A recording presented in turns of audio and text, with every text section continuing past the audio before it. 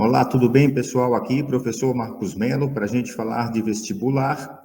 E hoje eu queria comentar um exame, né, da Unicamp e dizer que fiquei bastante feliz com o resultado, né, das nossas apostas aí ao longo dos últimos dias. Fizemos alguns vídeos direcionados para a Unicamp, que era o vestibular mais próximo, né, pelo menos aqui em São Paulo.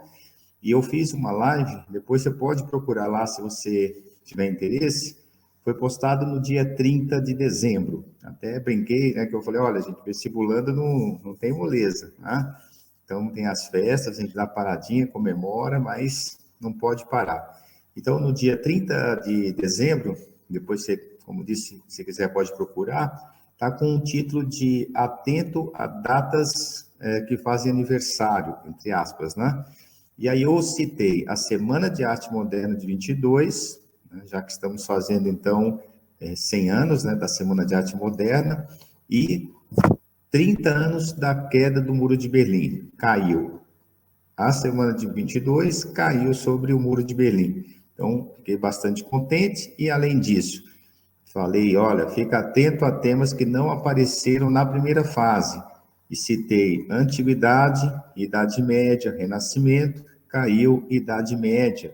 Então, fiquei bastante feliz aí com esse resultado.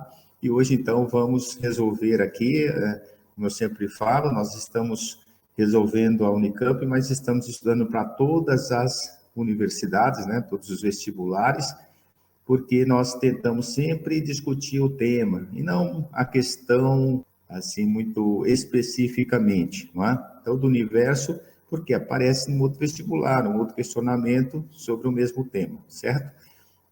Então, vamos lá, direto para as questões. Deixa eu colocar aqui para vocês poderem acompanhar também juntos, é bem melhor, né?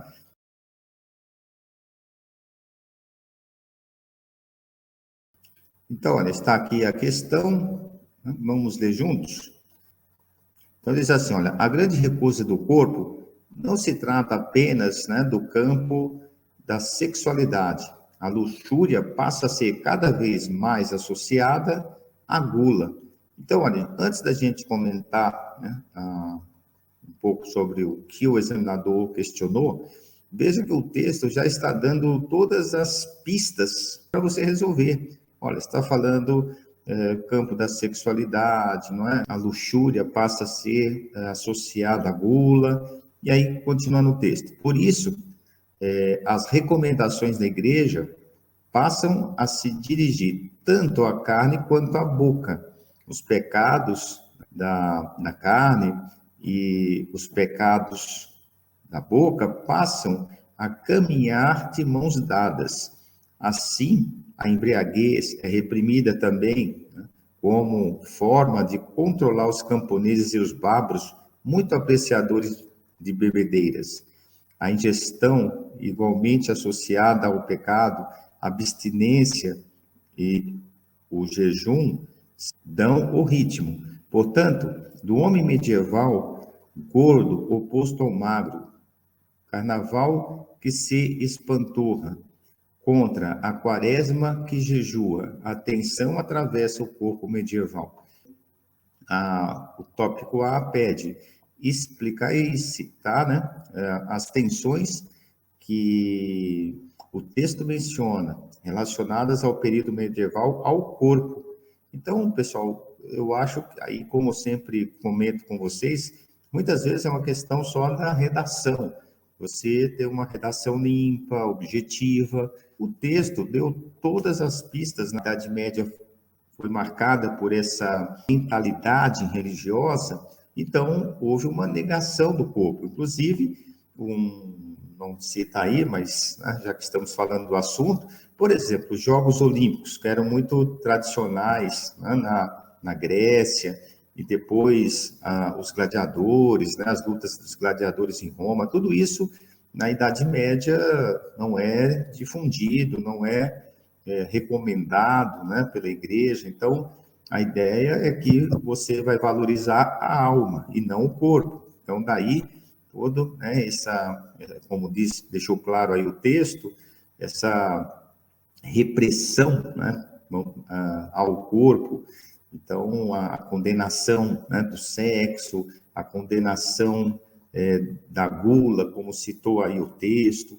enfim. Então, era um tópico que eu acho que você, se estudou Idade Média, né, e associado ao texto, que ajudou bastante aí, não teria muito problema. Como disse, a preocupação é a alma, e então tem todo esse universo aí para você desenvolver sua redação, né?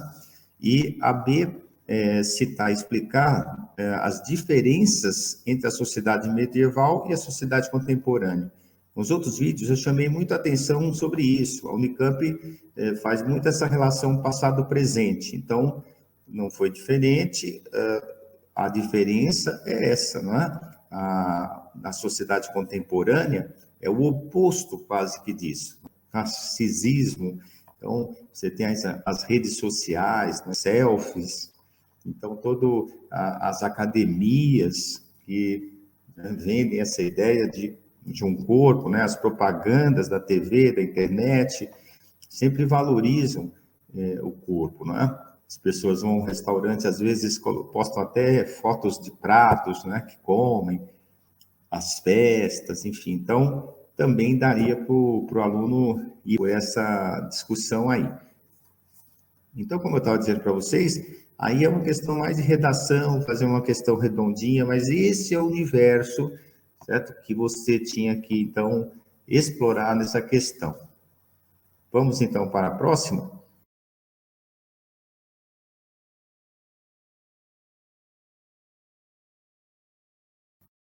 Pessoal, essa questão, ela vai abordar Haiti. Então, você, quando estuda o processo de independência da América, o Haiti é sempre colocado, por quê? Porque foi uma exceção.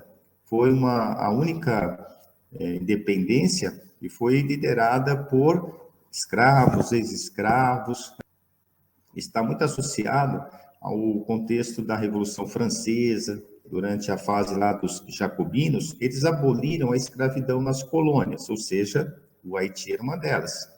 Só que depois, né, 1804, Napoleão, já no poder, vai voltar atrás. Vamos ao texto. Mas enquanto isso, e os escravos? Eles ouviam falar da revolução e conceberam a sua própria imagem. Antes do final de 1789, houve um levante em Guadalupe, na Martinica. Já em outubro, Forte Dauphin, um dos futuros centros de insurreição de São Domingos. Os escravos estavam se agitando e realizando reuniões de massa nas florestas durante a noite. Pessoal, aproveitando aqui para otimizar nosso tempo, o texto deu essa referência, reuniões de massa nas florestas durante a noite. Então, isso aí vai ser importante para a redação, você vai ver na sequência. Na província do Sul, observando a luta entre os senhores a favor e contra a Revolução, eles mostravam sinais de inquietação. Pela dura experiência, aprenderam que esforços isolados estavam condenados ao fracasso. Olha que referência também importante. Esforços isolados estavam fadados, né, condenados ao fracasso. E os primeiros meses de 1791, dentro e nos arredores de La Cape, eles estavam se organizando para a Revolução. O voodoo era o meio da conspiração. Apesar de todas as proibições, os escravos viajavam quilômetros para cantar, dançar, praticar os seus ritos e conversar. Então, desde a Revolução, escutar as novidades políticas e traçar seus planos. Vamos ler o comando. Com base no excerto e nos seus conhecimentos sobre as revoluções atlânticas no final de 18, início do 19, cite e analise dois elementos característicos do modo de ação política da população escravizada do Haiti, entre parênteses, São Domingos. Então, você vai caracterizar a ação política. Então, o que você teria que colocar aí? A ação política seria essa influência, né, do pensamento francês, dos iluministas, que norteou toda a Revolução Francesa, associado a essas reuniões, como eu chamei a atenção de vocês ao ler o texto, nas florestas. E aí, a prática, né, do voodoo, enfim, eles aproveitavam aquelas reuniões para discutir e, como disse o próprio texto, planejar essa luta, né? Vamos ver aqui agora o segundo tópico. Eu estava atrapalhando aqui, eu saí para a gente poder ler. Identifique e explique dois aspectos da Revolução Haitiana no mundo atlântico. Então, agora é o reflexo fora. Então, que houve, então, um receio muito grande, porque todos os outros países usavam, né, a mão de obra escrava. Então, o Brasil, o sul dos Estados Unidos, a América Espanhola. Então, houve um receio que aquela revolução haitiana influenciasse outros movimentos negros nesses países. Então, é aí que você tinha que desenvolver sua redação. Tá? Vamos colocar aqui novamente, olha. E outra coisa que você podia assinalar é que ela vai servir de inspiração. Né? Essa daí teve a especificidade de ser uma rebelião negra, mas a ideia da independência. Então, independente agora, né, uma possibilidade de redação, você deixar claro para o examinador que são processos diferentes, mas que essa ideia de que a colônia pode vir a se tornar independente e ter uma vida, né, política, econômica, independente, também serviu de exemplo, né? Sempre deixando claro que ela teve essa particularidade, foi uma revolução de escravos, enquanto que na América Espanhola, no Brasil, nos Estados Unidos, foram lideranças brancas, né, as elites brancas que lideraram o processo. Então, deixando isso bem claro, nenhum problema de deixar, né, essa referência da independência. Vamos lá, então, para a próxima?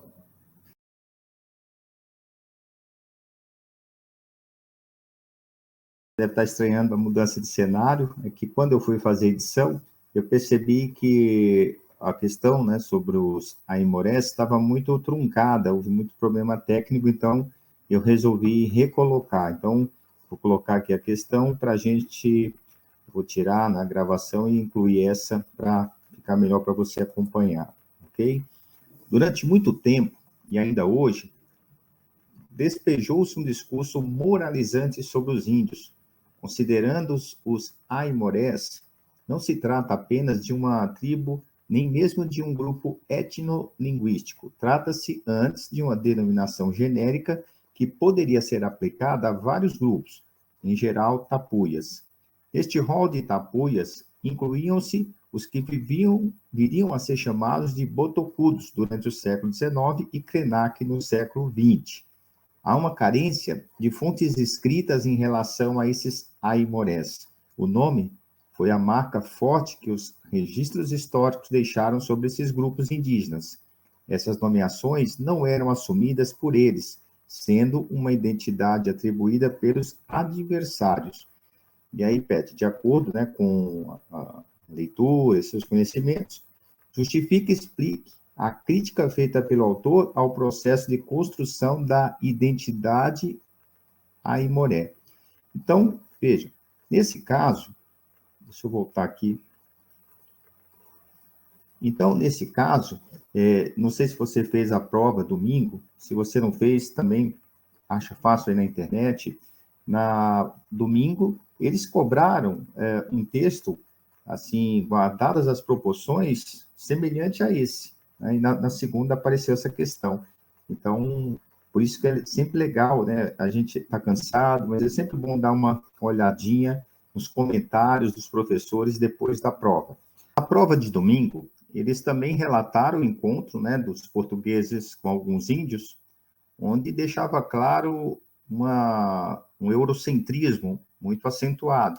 Inclusive, uma passagem, eles relatam, né, que um dos chefes indígenas fez um discurso de saudação por Pedro Álvares Cabral, e ele meio que ignora, né, se espanta, diz o texto, e dá de costas e sai andando. Né? Então, deixando bem claro essa ideia do eurocentrismo. E se você, por isso que eu falei que, guardadas as proporções, essa questão vai tratar do mesmo tema, Por isso que, como eu disse, mesmo cansado, é bom sempre a gente fazer uma reflexão sobre o que nós fizemos no dia. Então, veja, nesse caso, o finalzinho, né, do texto, principalmente, deixou claro que fala, né, que os aimorés não se sentiam, né, que essa denominação aí foi criada pelos colonizadores, no caso, os portugueses. Então, essa, né, seria o tópico A. Vamos dar uma olhadinha só retomando, né? Ó, que dá para você ler melhor. Então, identificar, explicar a crítica. Então, certo? A crítica seria essa. Essa construção da identidade aimoré não foi criada por eles. Olha, último parágrafo. Olha, essas nomeações não eram assumidas por eles, sendo uma identidade atribuída pelos adversários, ou seja, como eu disse, pelos colonizadores, pelos portugueses, no caso, certo?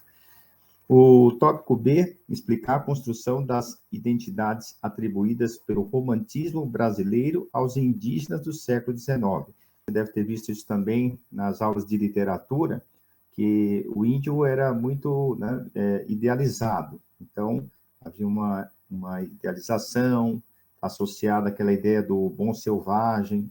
Então, também uma visão que não corresponde à realidade. Inclusive, essa questão a gente poderia até considerar, né, meio interdisciplinar, porque se você tirasse lá das suas aulas de literatura informações sobre o José de Alencar, facilitaria bastante aí seu trabalho. Tá? Então, aí a Unicamp fez esse contraponto, né? Se você não pode desrespeitar essas, né, essas nações indígenas, tem que perceber, né, suas particularidades, as diferenças, não colocar tudo, como se diz, né, num balaio só, mas, ao mesmo tempo, também não podemos ter aquela visão romantizada dos índios. Então, foi interessante essa questão, como sempre, né, a Unicamp com questões muito interessantes. Esse texto vai trabalhar a questão da escravidão, suas consequências, é um assunto que todos os anos a Unicamp cobra. Também chamei a atenção de vocês sobre isso. Então, dizer o seguinte, até tem um filme, né, do Luiz Gama, enfim. Então, vamos lá. Luiz Gonzaga Pinto da Gama foi um abolicionista, orador, jornalista e escritor brasileiro, nascido de mãe negra e pai branco. Foi, contudo, escravizado aos 10 anos de idade e permaneceu analfabeto até os 17 anos. Conquistou judicialmente sua liberdade e atuou na advocacia em prol dos escravizados. Entre seus poemas, lê-se Ciências e Letras, Não São Pra Ti, Pretinho da Costa, Não É Gente Aqui. Em 2015, a Ordem dos Advogados do Brasil, a OAB, né, seção de São Paulo, concedeu o título de advogado. Em 2018, seu nome foi inscrito no Livro de Aço dos Heróis Nacionais, depositado no Panteão da Pátria e da Liberdade, Tancredo Neves. A partir da leitura e suas reflexões, liste e explique dois aspectos da relação entre a origem social e as formas de acesso ao mundo das ciências e letras no período em que Gama atuou. Então, pessoal, tranquilo, se ele está falando da escravidão, como você vai colocar aí, né, a relação entre a origem social e as formas de acesso ao mundo? Até o poema falou, né, ciências e letras não são para ti. Então, como eu sempre falo, aqui mais uma questão mesmo de redação, né, praticamente. Eu vou deixar aqui um pouquinho maior, esqueci de deixar aqui um pouquinho maior para você dar uma lidinha também junto, se assim desejar. E então, acredito que tranquila, né? E a parte B, citar e analisar dois significados, né, no contexto do Brasil do século XXI, a concessão de título. Então, mais uma vez, relação passado-presente, você tinha que desenvolver aí uma redação em que deixasse claro que, ao longo do tempo, houve esse reconhecimento, né? Então, isso tem a ver com todas as lutas, né, do movimento negro, aí de muitos anos, muitas décadas até, vem reivindicando e conquistando esse espaço que é, né, de direito. Então, simbolicamente, esse reconhecimento é importante, né, para essa luta. Vamos continuar, então, aqui a resolução. Vamos para a próxima questão. Diz assim, olha, 30 anos atrás, aliás, deixa eu colocar aqui para você também, para você poder ver melhor. Então, diz assim, olha, 30 anos atrás, um muro veio abaixo, marcando o início do que parecia ser uma nova era de abertura e internacionalismo. Em 1987, o presidente Ronald Reagan foi ao portão de Brandenburg, na Berlim Dividida, e desafiou seu homólogo da União Soviética. Senhor Gorbachev, derrube este muro. 2 anos depois, o muro caiu. Berlim, a Alemanha e, por fim, a Europa estavam unidos de novo. Nos últimos anos, o apelo derrube este muro tem perdido, né, para a mentalidade de fortaleza.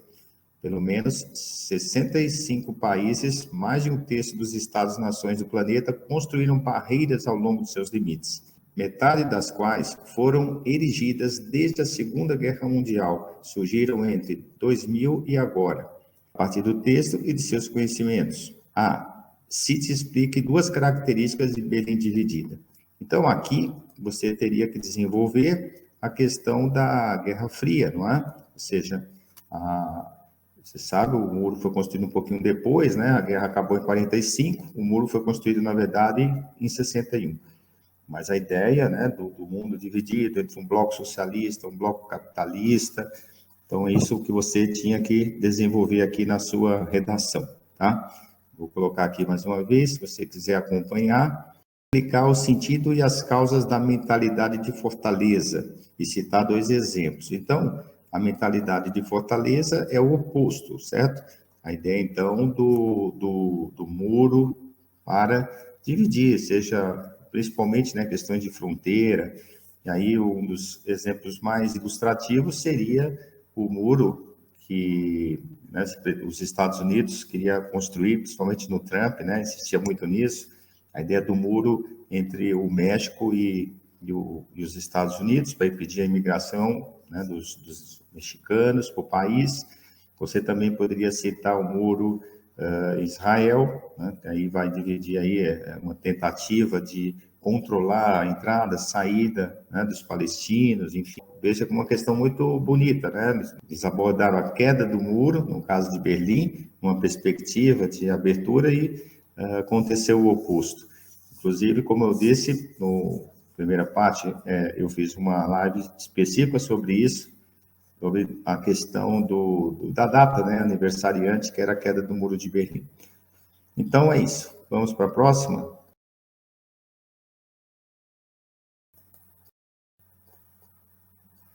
Eu vou deixar aqui para a gente ler juntos, né?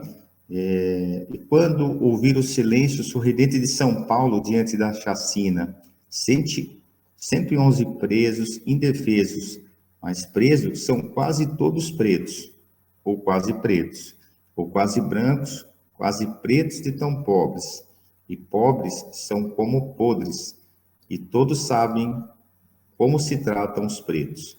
É uma música de Caetano Veloso e Gilberto Gil, e aí denuncia o massacre do Carandiru, em 92, em São Paulo.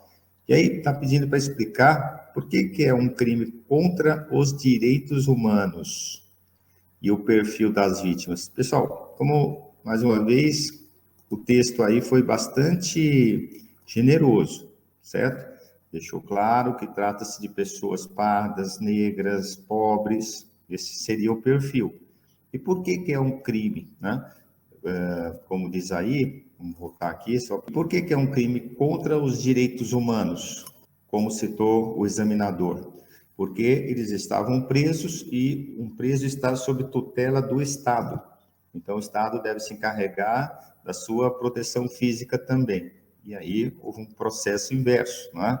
Na invasão, aí houve a morte aí de 111 presos. Então, daí seria, né, a questão central é essa, estavam sob tutela do Estado. Você tem que deixar claro na sua redação essa informação. Vamos ver a parte B? A parte B, cite e explique 2 mudanças políticas entre 60 e 90 em relação aos direitos humanos. Então, aí você teria que se lembrar que, a partir de 60, né, mais especificamente 64, houve a instauração da ditadura militar. Entre outras coisas, né, nós tivemos aí um processo, né, somente em 68, com as 5, no fim do habeas corpus, as pessoas eram presas e muitos deles submetidos a torturas físicas. Então, obviamente, a questão dos direitos humanos ficou, né, totalmente nula durante esse intervalo de tempo, tá? E, inclusive, o filme Marighella, que estreou esse ano aqui no Brasil, seria um bom exemplo. Eu cheguei a comentar também um pouquinho sobre a questão aí, para você ficar atento a esse tema.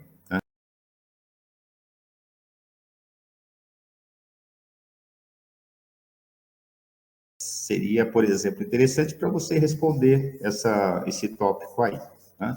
E a partir de 90, ou seja, a ditadura acabou em 85, aí eles arredondaram para 90, nenhum problema, é o processo, então, de redemocratização, onde veio à tona essa retomada da questão dos direitos humanos. Sempre lembrando que a imprensa policial, muitas vezes, coloca os direitos humanos como sendo defesa de bandido, e não podemos pensar assim.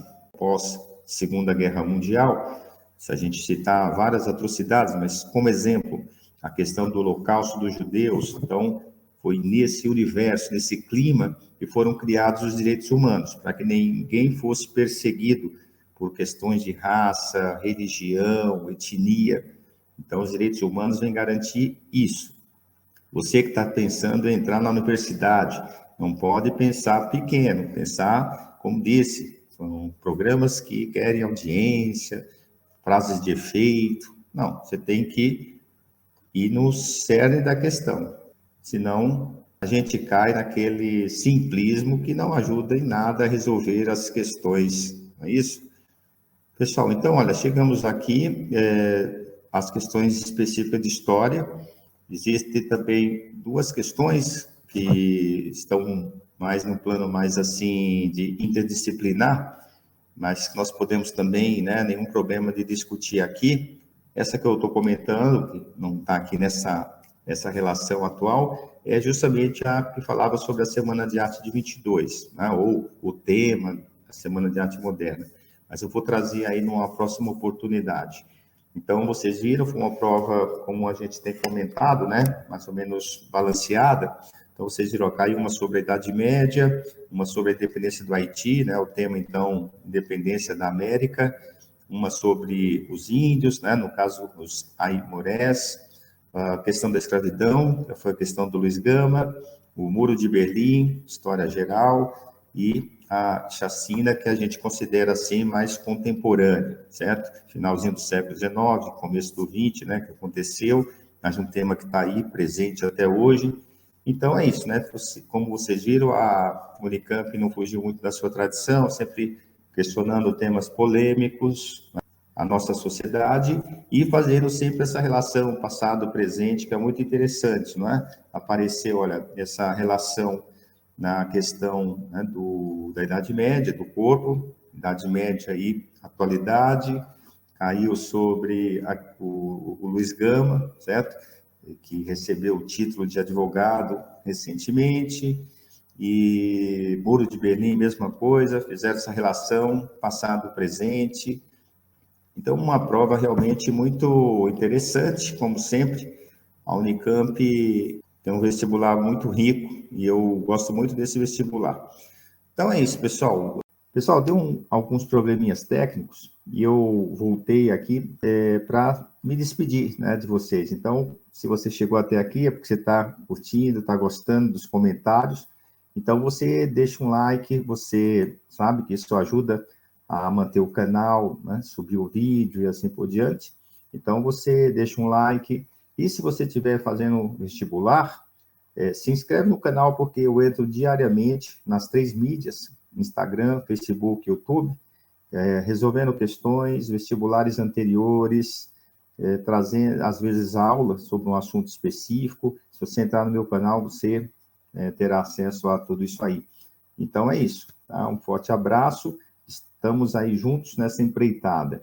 Eu quero, né, contribuir com a sua entrada na universidade. Então, garotos e garotas, até a próxima. Espero que seja em breve.